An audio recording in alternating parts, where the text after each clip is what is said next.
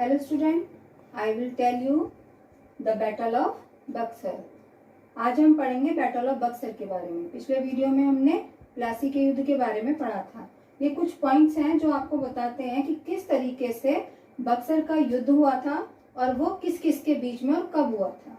First point में बताया गया है कि जो मीर कासिम था उसने अंग्रेजों से व्यापार से जो कर लिया जाता था उसमें अपना हिस्सा मांगा, जिसके लिए अंग्रेजों ने उसकी डिमांड को रिफ्यूज कर दिया। मतलब कि जो मांग थी उसके लिए मना कर दिया कि हम उस व्यापार के जो कर लिया जाता है उसमें से उसको कोई भी हिस्सा नहीं देंगे। He made a secret alliance Nawab of Awadh Shujauddaula and Shah Alam second the Mughal emperor.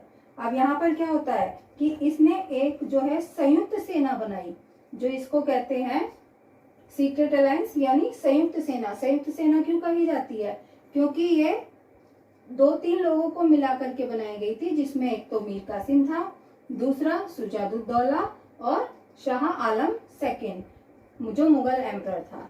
इन तीनों को मिलाने के बाद जो सेना बनी थी उसी को यहाँ पर सीक्रेट अलायंस कहा गया है। फिर the joint army met the British at Buxar in October 1764। अब ये जो जॉइंट आर्मी थी, मतलब इन तीनों की जो ये सीक्रेट अलायंस बनी थी, वो और ब्रिटिश सेना यानी अंग्रेजों की सेना कहाँ मिलती है? बक्सर के मैदान में मिलती है अक्टूबर 1764 में। यानी जो शुरुआत हुई थी बक्सर के युद्ध की वो कहाँ हुई? बक्सर में, जो बिहार में है, और 1764 में हुई, जिसमें दोनों सेनाएं, ये तीनों की संगठित सेना और अंग्रेजों की सेना आमने सामने आती है। The alliance were completely defeated and Mir Qasim was forced to flee. मतलब ये जो संयुक्त सेनाएं थी वो कंप्लीटली डिफीट मतलब हार जाती हैं और मीर कासिम जो है वो भागने के लिए विवश हो जाता है। At that time Robert Clive return as governor of Bengal for second time. और इसके बाद जो रॉबर्ट क्लाइव थे वो दूसरी बार बंगाल का गवर्नर बनता है। इसके बाद, इस युद्ध के बाद में जो उसके लिए एक संधि यानी ट्रिटी होती है इन लोगों के बीच में, जिसको कहा जाता है ट्रिटी ऑफ इलाहाबाद, इलाहाबाद की संधि। इसमें भी कुछ पॉइंट्स बताए जाएंगे कि किस तरीके से युद्ध के बाद में कोई संधि हुई थी और उनमें कौन कौन सी शर्तें अंग्रेजों ने इनके ऊपर लगाई थी। वो इस प्रकार हैं कि बक्सर के युद्ध की समाप्ति के पर अंग्रेजों एवं मुगल शाह आलम द्वितीय के मध्य इलाहाबाद की संधि 1765 ईस्वी में हुई।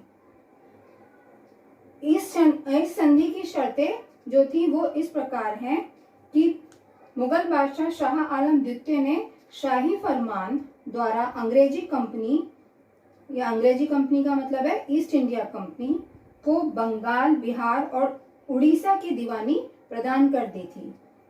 वे इन प्रांतों से भू राजस्व वसूली के अधिकारी हो गए। यानी भू राजस्व, जो जमीन थी उसके ऊपर जो कर लगाया जाता था वो अंग्रेज उनसे लेने लगे थे।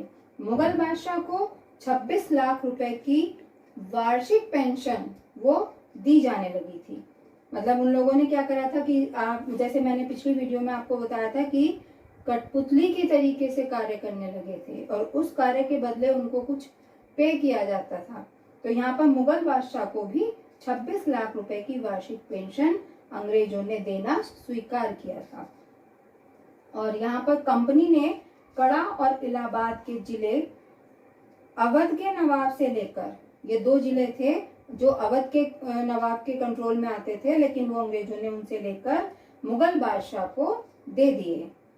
अवध का शेष भाग यानी इलाहाबाद एवं कड़ा को छोड़कर अवध के नवाब सुजादुद्दौला को वापस कर दिया गया।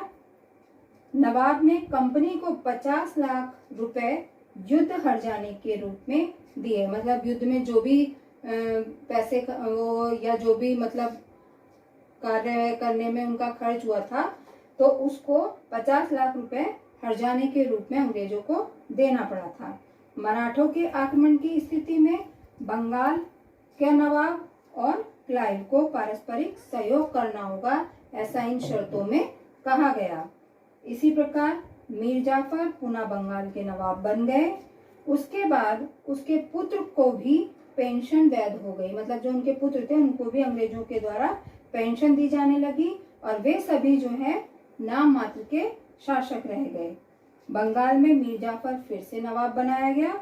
इसके बाद उसका पुत्र नाम मात्र का नवाब बना, यानी केवल नवाब तो बन गया था लेकिन वहाँ का कार्य अंग्रेजों के द्वारा ही किया जाता था और उसकी पेंशन भी बांध दी गई।